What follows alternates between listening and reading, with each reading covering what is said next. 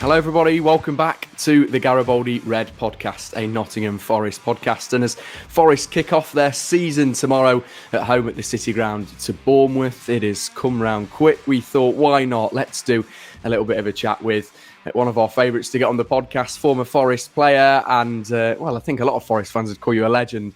Robbie Earnshaw joins us to discuss the summer of Forest and how he thinks Forest will get on this season. Robbie, good to see you. Hope you're well. We've just been chatting actually before we started recording about your summer. What have you been up to and how have you been keeping? Oh, it's been a good summer. A hectic summer in some ways, but enjoyable summer. So now I was enjoying the Euros. I was doing a few hits for Sky Sports with some stuff with that, transfer stuff, management stuff. So it was good. But just getting ready for the season. But it was nice to just be a fan in the Euros, watch the games, and enjoy the football. Yeah, definitely. No, I can imagine it's always nice as a player sometimes when you've retired, and even someone like you does a lot of media just to sit back and watch it as a fan sometimes.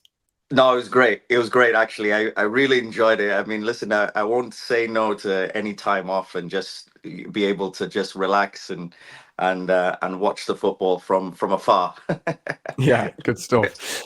Let's touch on Forest then, and you covered them a little bit during the summer. You commentated on the Villarreal game for Forest TV when it was streamed on Forest platforms.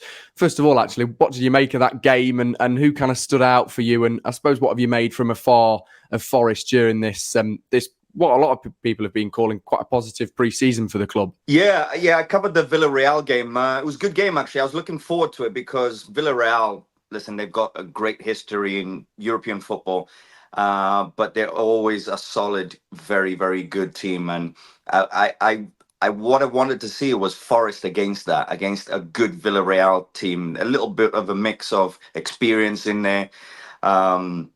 Raul Albiol, I think he was 38 years old, playing somebody experienced like that. But I wanted to see, because Forest in the last 2 weeks, normally the preseason will be the last 2 weeks. You start to get a bit of an idea of how your team is going to go into the season. Really, 90%, 85% of the team is picked, and it's just about getting fitness. But Villarreal game was good. I tell you what, I did like from it.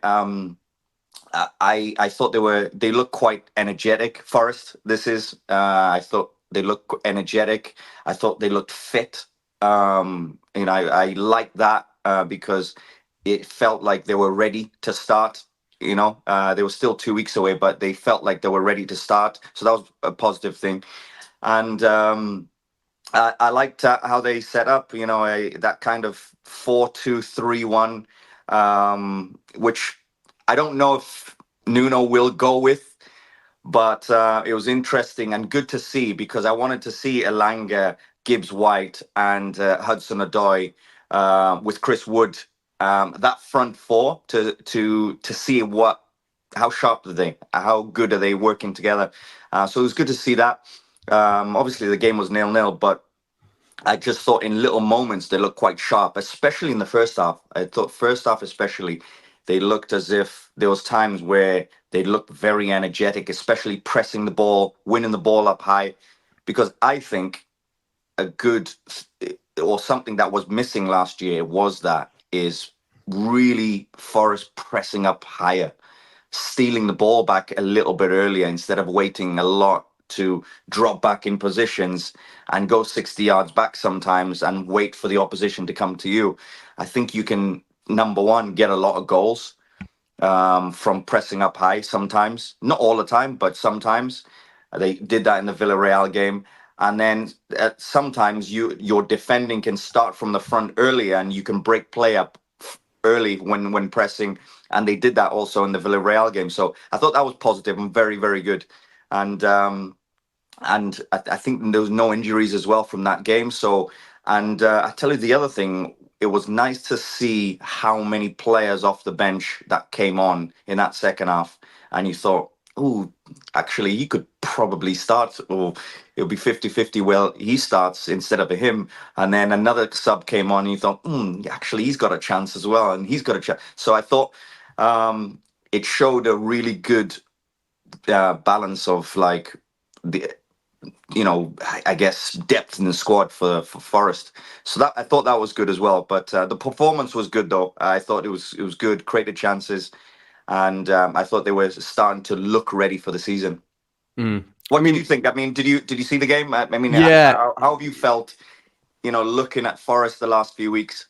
yeah. I mean, it's interesting. I actually thought that game. I watched quite a lot of pre-season, more from afar and watching them via the streams that the club actually thought did a great job, and especially getting former pros on like yourself to commentate and things. And I thought Yeah, I that thought the Forest have Villarreal get commentating was the best one. I don't know who was doing it, but it was good, wasn't it, Robbie? I wonder who was doing it. Yeah, no. So I've followed them quite closely, and I just think it's been a really positive preseason. And I don't know what you think from a player's point of view, but I think when you look at often the squad and they, as you said, they look fit, they look energetic. Is that do people go too far sometimes with saying, "Oh, well, a good preseason is going to mean a good season"? Because truly, we don't know until the ball's kicked tomorrow against Bournemouth. It could all go. It could all go wrong. What's it like as a player during pre-season? Do you have that positive feeling, then you carry that in? I mean, does it have that much of an impact, or? to tell you what it does do, it does build a little bit of confidence as a team based on kind of, I guess, building that kind of connections. Yeah, within your team. If you have a positive preseason, it's definitely better. I mean, as a player, being in those positions, and you had a decent preseason. Um, what it does, it gives you a little bonus just mentally. It's more mentally, I think, as a player that you feel, okay, all the work that we did, all the tactics we put in, all the fitness that we put in, it was starting to show. I mean, it's never perfect in preseason. That's the thing, and you know that as a player, but you want to see your work kind of reflect a little bit in little moments in games. So I think that's helpful, and especially I think with Forest, a few players, have only been in within a year, so it's when you kind of start, it's your second, and some players, it's your actual first preseason with the club as well, even though they've been in a little while. I think what it does, it gives you connections and to get to know your teammates better, because sometimes you're away for a week or 2 weeks preseason. Those are the moments as a player that you actually get to know them a little bit better. You spend more time with them. You go for a coffee. You're at dinner, 3 or 4 times during the day with them. So there's little things that you kind of start to have those little conversations, and you just start to get to know your teammates a little bit better and what they like and how they like the ball, and it just builds those little connections. So that happens, I know, but at the end of the day, to be honest with you, your results, how you go preseason, how well you performed, it never really mm, goes into like results in the season. So that is never a reflection. I mean, I've seen sometimes where we've had great preseason results, unbeaten, all of these things, lose game one. So you think, hold on a minute, we felt good. Well, okay, season started, it's different. But I tell you though, overall, I'll take a good preseason with good results over a not so good preseason overall. But I thought, I mean, for me, that's what I felt is it's always better to build those relationships, and especially with Forest having a few new players as well. It's more important for the new signings than the current players. as a player, what's it like almost before Forest kick off their season tomorrow? Are you itching to get back into it? What's the message from the manager like? Almost is it like the Christmas Eve, I guess, for the players? You're waking up excited, ready to kick it all off. Yeah, yeah, absolutely. Yeah. Yeah. And that's the thing, because the whole of preseason as a player, you kind of come back and you start kind of obviously get moving again. You always dread. I mean, I always used to dread the first 2 weeks. I hated the first 2 weeks of preseason because I know there's about 6 weeks away till the start of the season. Yeah. I'm like, it's so long away. This is not the enjoyable part. Take me to 6 weeks further. Like, close my eyes, wake me up when it's 6 weeks time. That was the feeling. So I used to. I never liked the first couple of weeks of preseason. Um, and it was all about that last week, getting into that last week. Like, now's the exciting part of football.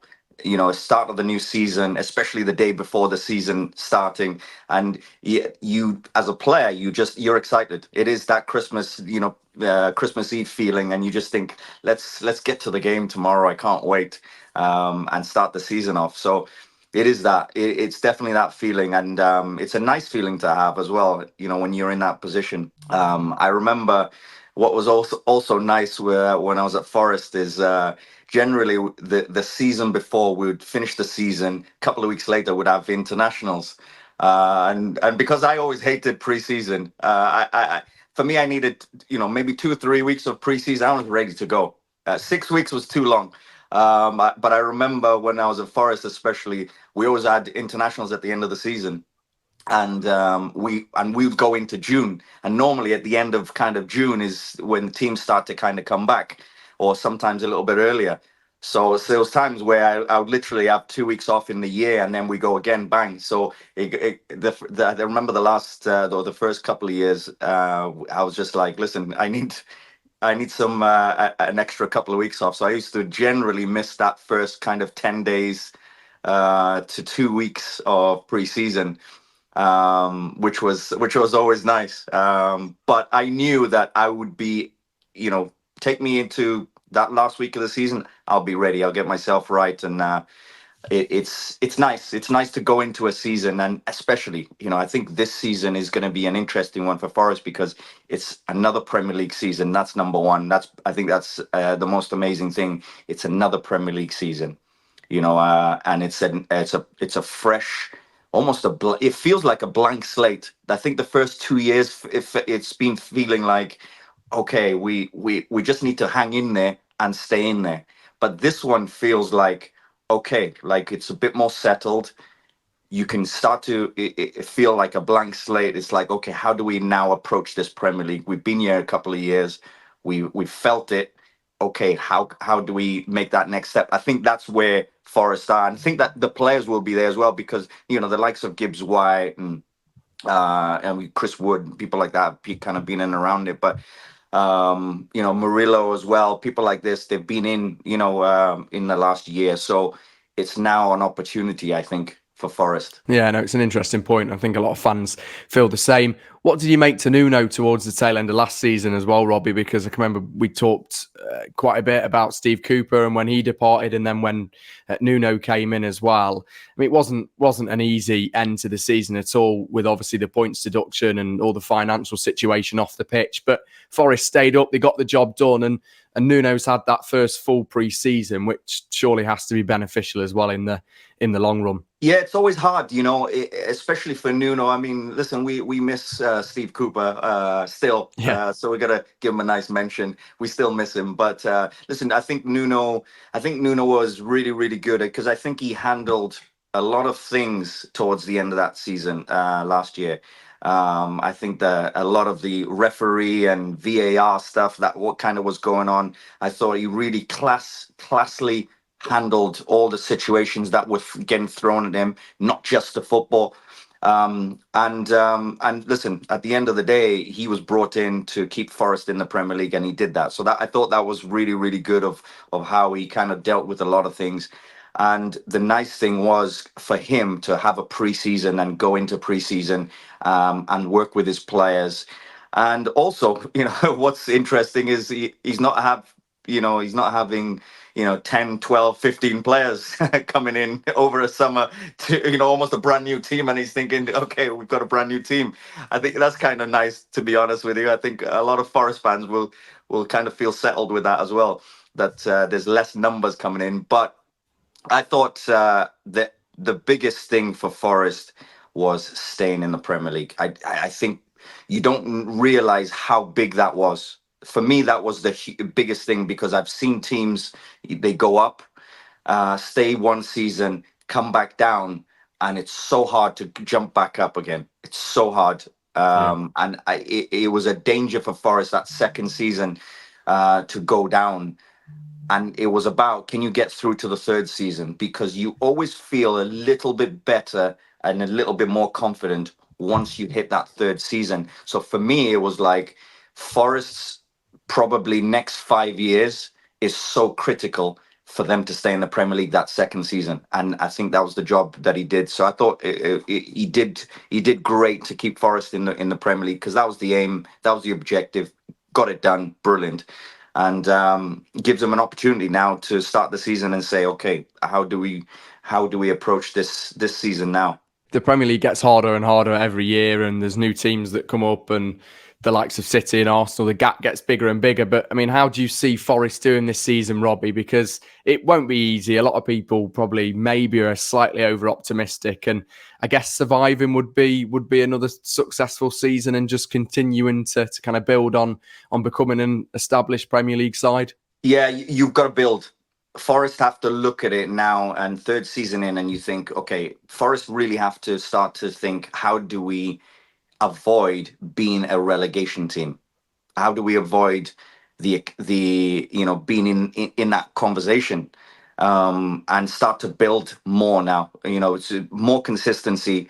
I think hopefully the learning was there too many signings each summer, each window in the last 2 years? Is that a lot of rotations for players? A lot of players coming in, a lot of players going out. Is that something that we've learned from? And how do I see this season? To be honest with you, I think Forest will be in a better position going into this season than they have been in the last two seasons. I think for me, they look a little bit stronger. Maybe not always, because they had some good players even last year. But I just mean more of when you look at the last few weeks and you look at the starting lineups. A lot of these players have been in a year at least. A lot of players have played together for the last year on and off, over the last year. So you could be looking at a team that starts against Bournemouth, and it's a team that's probably played together for a year or so, apart from maybe one or two. I think Forest will stay up. That's what I feel. I think Forest will stay up. I think Forest need to really. There's a couple of areas where I worry for the team. Number one is central midfield.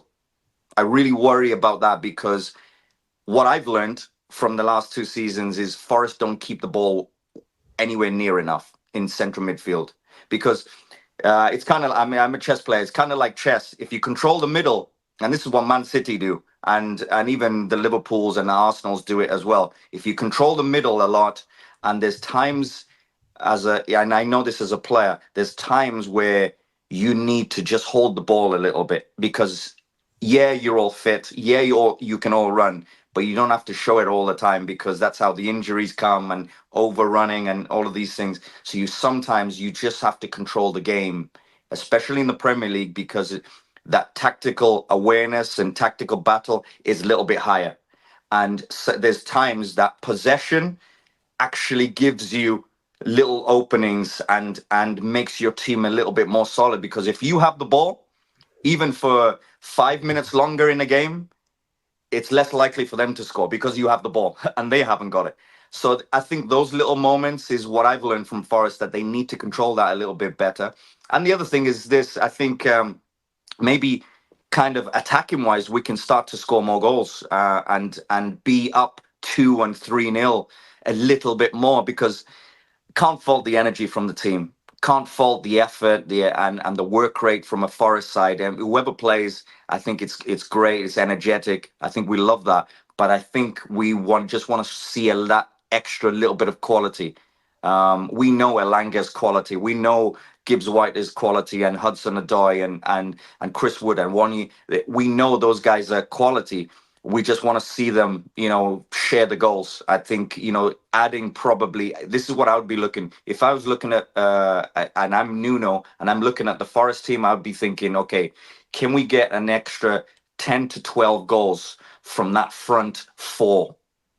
Whoever that is, but those attackers, how do we develop? How do we go up the next level? Can we get an extra 12 maybe goals from you guys? How do we do that? Okay, let's get to work. Let's break it down that way, because those extra 12 goals maybe gets you another 9 to 12 points maybe, and now you're completely safe. You're not battling relegation. You're thinking of, okay, can we beat that fifth team, the sixth team in the league, the eighth team in the league? So those are the areas. But I think Forest. I think Forest will be fine. I think they look stronger this year. They look more settled. They look a little bit more depth. I think when you look at the team, especially when you kind of look at the preseason, I like the signings that they've made. I think that's really, really good. Anderson, I thought in preseason, he just looks clean. He looks sharp. I think it's a real opportunity for him to play Premier League football within a great team. Dominguez, I really like as well. I think he really helps the team. I think he's always sharp and clean, always creative. And the Jota Silva, the new player, I quite like him. I was watching a little bit of him just to kind of do a little bit of prep, and I think the touches, how clean he is and how good he is technically, very, very sound. He can pop in with a few goals, so I like his addition as well. So there's players there that could really be challenging for places. So I think Forest will be fine. The way I look at it, I mean, I was looking at the first few fixtures, and Bournemouth, Southampton, and then Wolves. And when I looked at it, I was like, we should be top of the league after that. We could be top of the league, exactly. Exactly. Same thing that I was thinking. I was like, we could be top of the league after 3 games. I love it. Yeah. So now, listen, I think you've got to build momentum. I think for Forest, get your points early. You're playing Bournemouth. Bournemouth is going to be a team, good team, but beatable. Southampton, they've just come up, good team, beatable. Wolves, good team, but beatable again. And also we play Wolves at home as well. So I think that home advantage is key, especially for Forest. It's very interesting. Sometimes I don't say that about all teams, but with Forest, that home advantage is very, very different. It really is. I think the fans have made the last couple of years in the Premier League, especially, so special. I mean, every time I come to the City Ground, it's amazing. I think what the fans really add to the players and what they give, the energy that they give, is so evident to see. I mean, it really is an amazing atmosphere. But listen, I think I'm hoping Forest can really step up. I mean, this is what my prediction. I think my prediction is I think Forest could be well avoiding relegation. Potentially, I think Forest are in mid-table, to be honest with you. That's what I feel that they could do. That's what they could achieve. They need to sort out a few little details around that to achieve that. But player for player, when I look at player for player, and I think, okay, can these players compete in the Premier League and win some games? Yes, they'll lose some games. But can they win some games? Absolutely. Can they win enough to be mid-table? I think, yeah, because great energy, especially home games. Some good players. Have we got speed? Yes. Have we got players that can score goals? Yes. We just need to be a little bit more solid defensively. I think that's a big one as well. And I think Forest could end up in mid-table. I hope it's not another season. It's been exciting. It's been really up and down and really exciting for the first couple of years to be, avoiding relegation and it's not good for the heart, though, is it? Yeah. But listen, I don't want it for too long. Huh? I want also Forest to build now and be comfortably a Premier League team. And I think that's the next stage for Forest.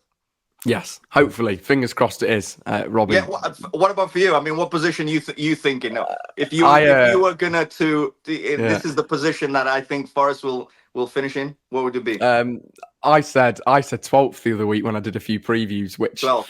Okay. Yeah, which I've been quite optimistic for, but genuinely, I just feel that there's you know, I know I was just on about kind of pre-season, not reading too much into it, but I feel that there's a good feel factor around the club. I think Nuno, as much as we obviously love Steve Cooper, I thought the football's been better under him. And I just feel like if we give him time and he gets more, you know, time, which he's had during this summer with the squad, I think we'll go from strength to strength. So I'm positive, Robbie. You never know. Yeah. We might be top of the league at the end of August. Imagine. Yes, would be good, wouldn't it? Yeah, Forest the top of the league. That would be a surprise, but we'll take it. Yes, we certainly will. Robbie, thanks for your time. Really appreciate it today. No problem. Yeah, thanks for having me on. Yeah, no, you're welcome, as always. And hopefully we'll see you back on soon in the new season. If you did enjoy this episode of Garibaldi Red, give us a like, share and subscribe on YouTube. Follow us across Spotify and Apple Podcasts. From me and Robbie, fingers crossed for a positive Forest performance against Bournemouth tomorrow and 3 points to kick off the new season. We'll see you next time. Bye-bye.